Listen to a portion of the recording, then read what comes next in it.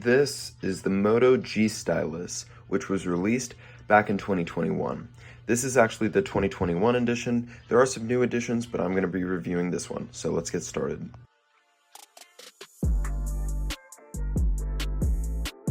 For the design, we have an all-plastic back, plastic sides, and a glass front.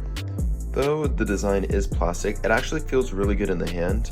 I don't really mind how the back and the sides are plastic, and it feels pretty good. It feels very sturdy, unlike some phones that are plastic and don't feel very sturdy. They feel a bit creaky. They feel like they're gonna break. This feels like it will be solid for a really long time.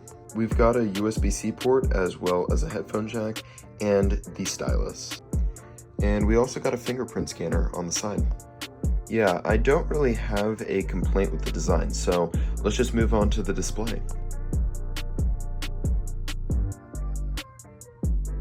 We have a 6.8-inch 1080p IPS LCD display, and that means that the screen is really big, like especially compared to even like an iPhone 14 Plus or Pro Max or something like that. It is still really big. Like, it's probably one of the biggest phones I've ever owned, and it's not a bad thing though. It makes it feel like you can basically watch anything. It's almost like a mini iPad, and that's a really good thing. But what I will say, it might not be for everyone. And also, one other thing I'll say is that when you go in a bright light, it won't be the brightest, that is for sure. The viewing angles are pretty good, but not amazing. They're not like something that you'll see on a very high-end phone. Like I said, this is only an LCD display, so it's not like amazing. Also, we got a hole punch camera.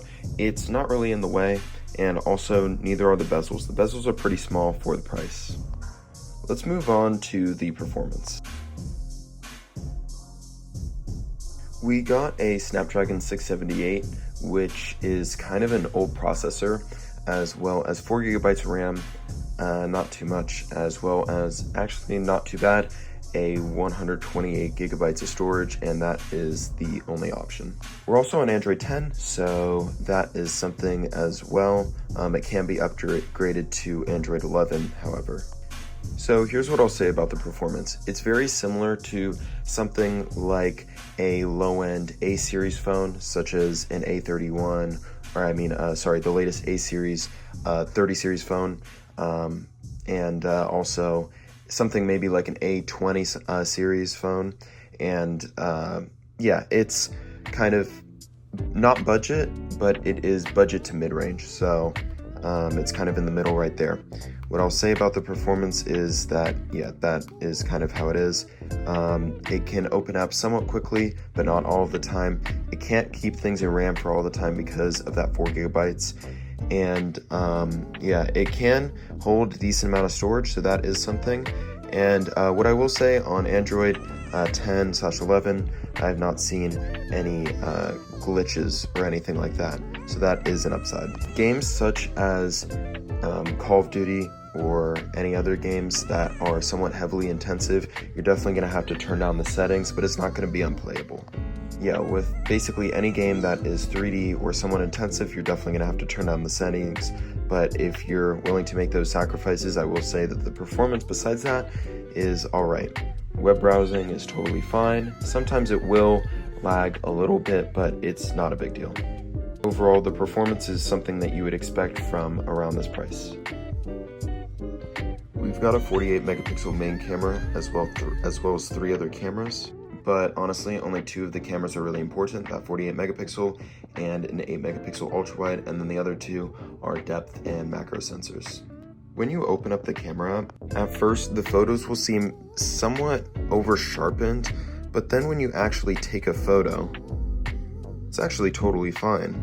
It's pretty smoothed out and looks pretty good, and that is with the main camera. However, the ultra wide camera has the same processing sort of I guess way of doing it. It's kind of weird because, yeah, it doesn't look so good in the beginning, and then once it's processed, it looks pretty good. Colors are pretty vivid, especially for this price point.